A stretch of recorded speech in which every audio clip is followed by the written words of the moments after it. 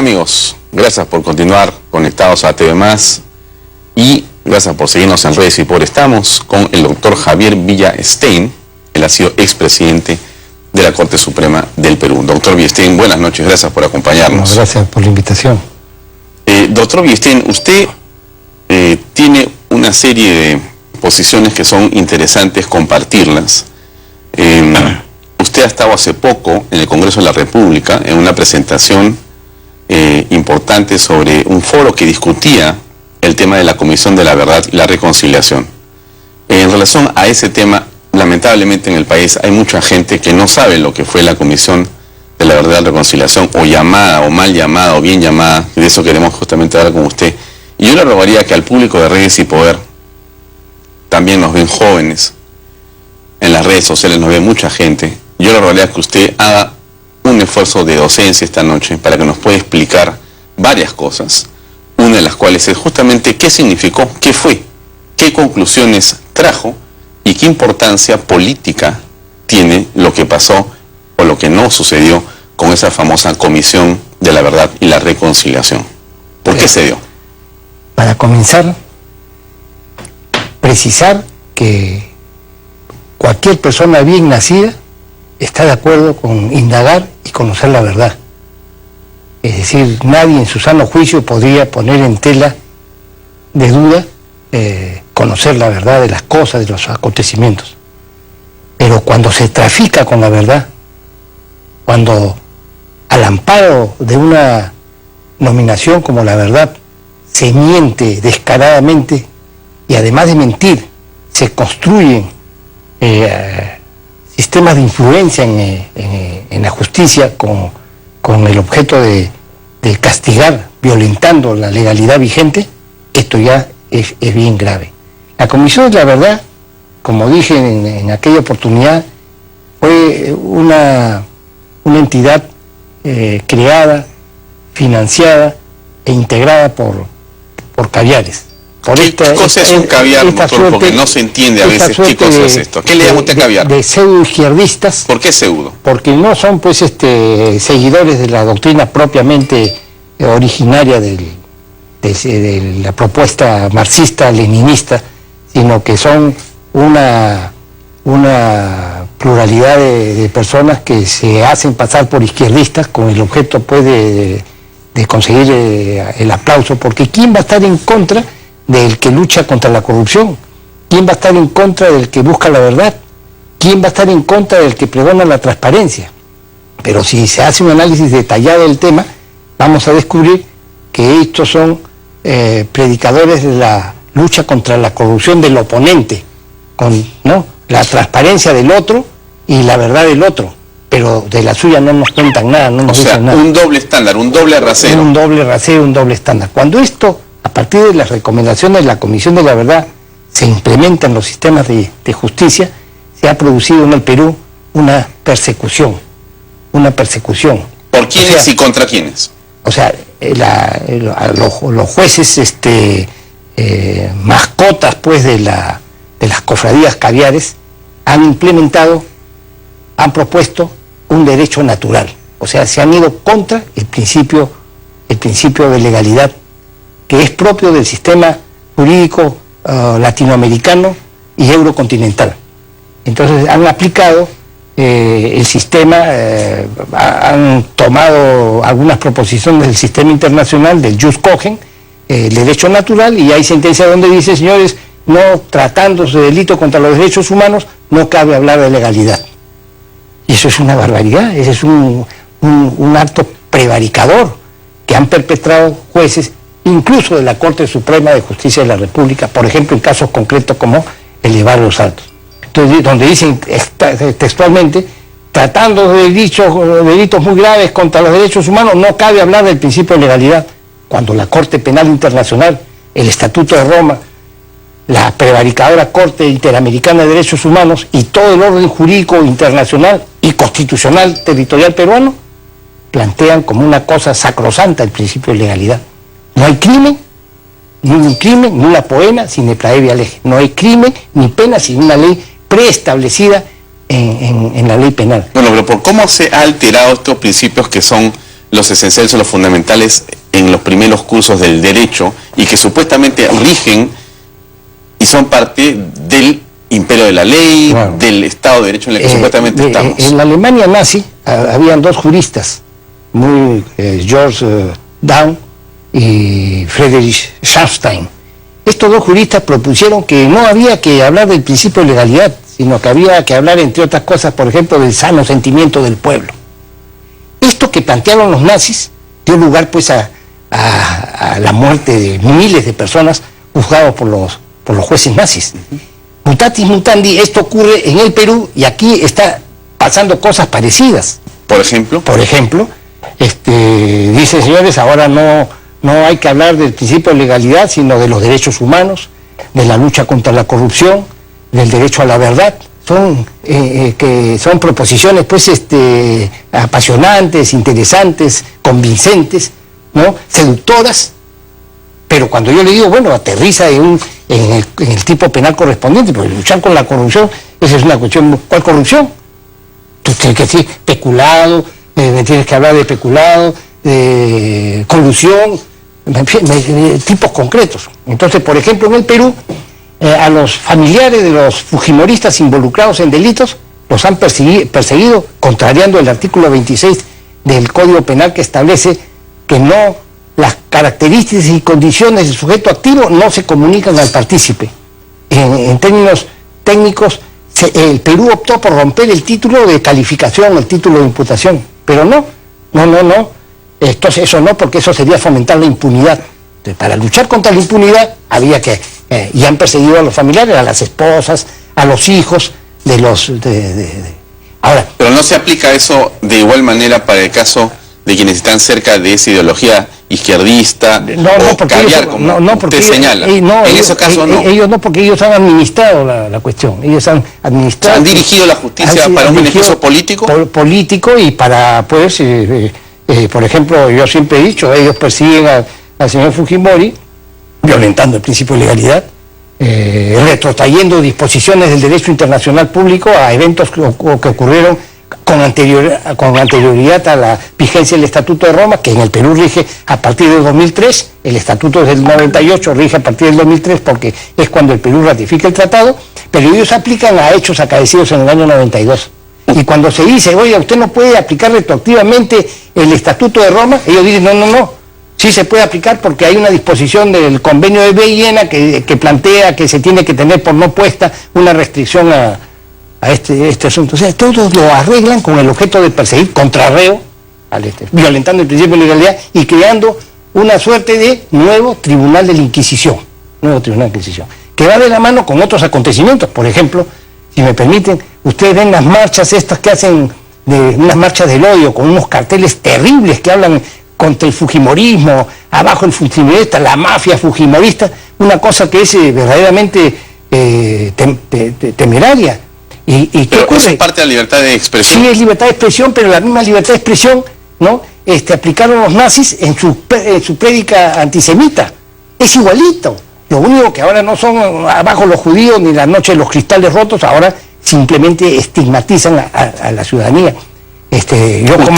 ¿Usted es fujimorista? Ya expliqué, lo he explicado reiterativamente yo, y se lo dije el día de la presentación del Congreso. Le dije, señores, aquí el expresidente de la Comisión de la Verdad, Salomón Lerner Febre, ha dicho que yo, por el solo hecho de ser fujimorista, no debería, por el solo hecho de haber trabajado con el señor Alberto Fujimori, no debería ser juez de la Corte Suprema. Yo le dije que puede ser, podría estar de acuerdo.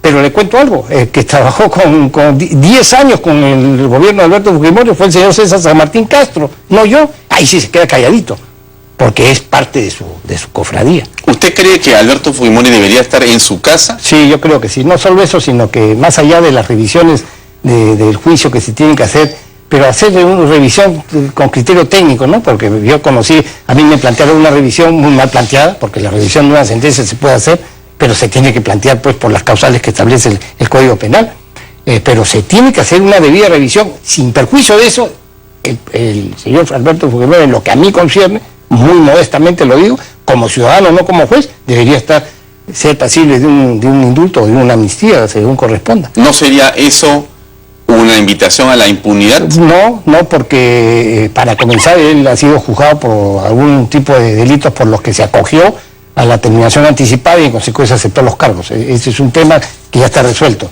Ya sufrió la carcelería que corresponde, pero en paralelo con eso, el Instituto Real del Indulto es un camino abierto y yo creo que un tema humanitario podría hacerse, ¿no? Pero bueno, para eso se necesita pues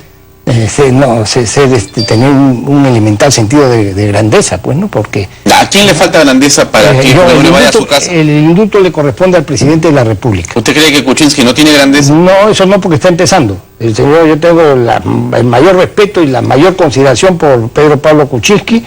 Pero usted dice, faltaría un acto de grandeza para que... Pero todavía estamos a tiempo. Yo creo que ese es un tema que oportunamente se va a tratar. ¿Ya se morirá el presidente Alberto Fujimori? Porque va entrando a la clínica a cada rato y tiene una salud resquebrajada. No, pero es una realidad de lo que los hechos están indicando. No tiene una salud adecuada. Sí, pero nadie es dueño de la vida y nadie sabe quién va a morir primero. Eso es un tema extraño. Él está preso y me parece pues que, mi opinión muy personal, por supuesto, ¿no? Debería ser objeto de un indulto o de una amnistía, pues, ¿no? Por parte del Congreso, lo que consideren política y humanitariamente adecuado, porque ahí sí, pues, para temas humanitarios, y no solamente el señor Fujimori, hay muchos militares que siguen presos. Yo no sé qué esperan para indultarlos. En este momento en Colombia están haciendo acuerdos en virtud de los cuales no se va a perseguir ni a los de las FARC, ni a los militares involucrados en cierto tipo de delitos. Y Kuczynski fue allá a firmar el acuerdo de paz, aplaudir. En consecuencia, mutatis mutandi, él tendría que en el Perú hacer algo similar. Y digo una amnistía de militares porque ya los terroristas que han salido casi todos, que yo sepa, y los militares siguen presos. Por eso que yo dije que el ejército del Perú es el único ejército del mundo que ha sido vencedor y ha sido sentado en el banquillo del acusado por el vencido. ¿No? ¿En qué momento se produce ese trastocamiento de los hechos y de la historia del Perú? Que tenemos un ejército, pero también una población que vence a Sendero Luminoso, derrota al terrorismo. En 40 años no ha existido otro país que derrote a un movimiento leninista y maoísta de la comparación del nazismo o el polpotiano también, y entonces en esa, digamos, fiereza logra el país hacer esta derrota. Pero esa derrota al terrorismo no ha sido puesta ni siquiera en la historia. ¿Se ha cercenado la historia del país o no es así? ¿O sí está explicado claramente? No se ha cercenado, se ha metamorfoseado, se ha maquillado. Se termina por poco dando la razón a los terroristas. Lo que ha pasado en el Perú es una cosa pues insólita, completamente insólita, porque porque soy un veterano, la guerra contra el terror en el Perú se llevó a cabo siguiendo los patrones, los protocolos, los cánones que recomienda el arte de la guerra en este tipo de asuntos. Por supuesto, como lo ha reconocido el general Williams, que es un héroe nacional, ¿no? Se han perpetrado excesos, ¿cómo no? Nadie va a negar los excesos, pero para eso está el Código de Justicia Militar, para eso está el Código Penal, pero no para distorsionar la realidad. Por ejemplo, se ha dicho, el señor San Martín nos dice, señores, hay que aplicar el derecho internacional porque el Perú no es una isla, pero aplican el derecho internacional en los aspectos que le conviene, no lo aplican íntegramente. Si lo aplicaran íntegramente, sabría que en la hipótesis de que el señor Alberto Fujimori hubiese tenido conocimiento de ciertos crímenes, tendría que responder por omisión de mando, pero no por el crimen perpetrado por el subalterno. Se olvidan de que las previsiones establecidas por el Estatuto de Roma tienen vigencia para el futuro, por expresa disposición del artículo 14 del Estatuto de Roma, que establece la prescripción, ¿no? La imprescriptibilidad para delitos acaecidos a partir para el futuro. En fin, entonces, y por supuesto, qué decir de cómo se ha distorsionado, pues, de una manera perversa, ¿no es cierto?, la ley nacional territorial peruana, violentando el principio de legalidad en las narices del Consejo Nacional de Magistratura, que está callado en 7 idiomas, ¿no? Y que no dicen nada, porque claro, ¿cómo se van a atrever a decir cuando están de por medio estos señores, estas mascotas de las cofradías caviar en el Poder Judicial? mascotas, le llama usted. Sí, ¿No es un término muy duro? Bueno, es duro, pero es que hay que decir las cosas por su nombre. Pues es la manera como se han comportado, es vergonzosa. Yo soy un hombre formado en el derecho penal y soy bien conservador en cuanto a que la ley penal tiene que tener y respetarse el principio de legalidad. No cabe hacer ampliaciones, interpretaciones contra reo, involucrar a los familiares. ¿Cómo involucrar a los familiares?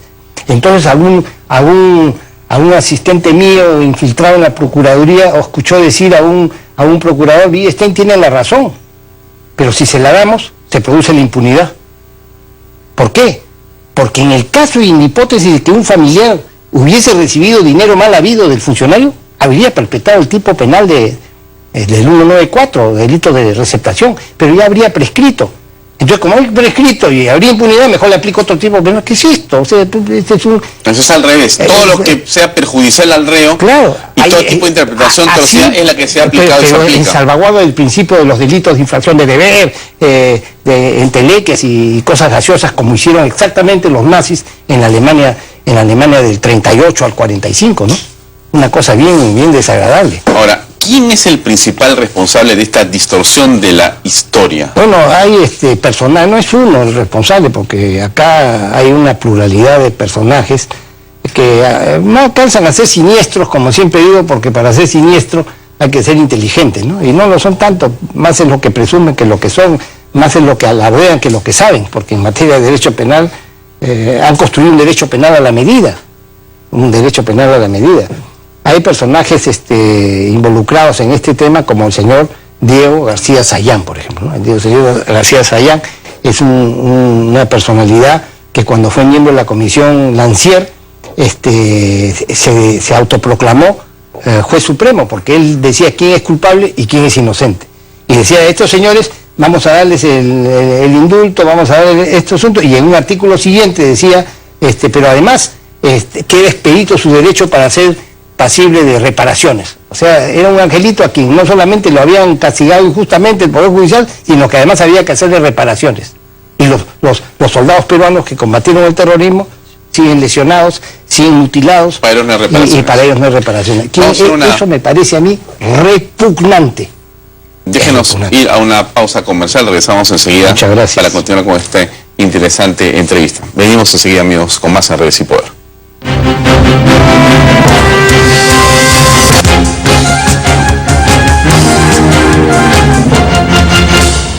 Bien, seguimos con el doctor Javier Villestein en Redes y Poder. Javier, ¿cómo es que se puede, digamos, hacer para poder restablecer lo que algunos señalan que es el principio de autoridad en la zona donde, por ejemplo, están los desarrollos mineros en el país, donde aparentemente las poblaciones, legítima o no, legítimamente han tomado muchas vías, cierran vías y evitan que se pueda estar produciendo como debería? Por ejemplo, acá hay un hecho central: el Perú y los países modernos y más desarrollados del mundo son aquellos que están mejor comunicados, intercomunicados. La comunicación es un valor supremo en el desarrollo de los pueblos, lo dijo Adam Smith en 1765 en este famoso libro La riqueza de las naciones. El Perú tiene un problema muy grave, que es la cordillera. La cordillera parte el país en tres, y en consecuencia este es un obstáculo para el crecimiento económico. Pero en compensación con esa dificultad comunicacional está la riqueza minera del Perú, que es inmensa.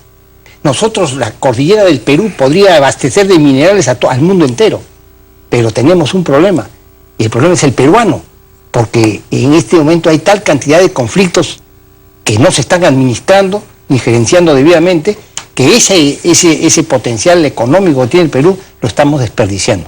Entonces yo creo que el asunto pasa porque el presidente de la República, y como no el gobierno, se empodere, ¿no? Asuma esta responsabilidad y controle pues los desajustes que se puedan presentar y dé solución a los problemas sociales que están involucrados en estas protestas. Pero tiene el poder. ¿Qué más empoderamiento que le ha dado la nación con el voto? El poder no solo se tiene por mandato legal y constitucional, sino que hay que ejercerlo, pues. El poder que no se usa se pierde. Yo tengo un gran respeto por el presidente Pedro Pablo Kuczynski, pero me permito, pues, sin ninguna autoridad, por supuesto, salvo la del ciudadano, recomendarle, pues, que tenga mucho cuidado con quién se rodea.